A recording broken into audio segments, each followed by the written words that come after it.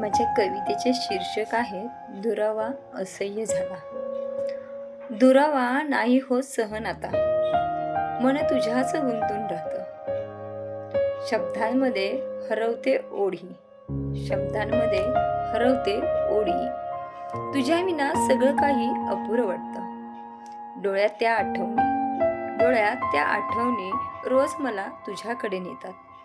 तू नसताना त्या शांत राती माझ्या मनाला रडवून जातात. तुझ्या स्पर्शाची आस अजूनही हळूच मनात दरवळते.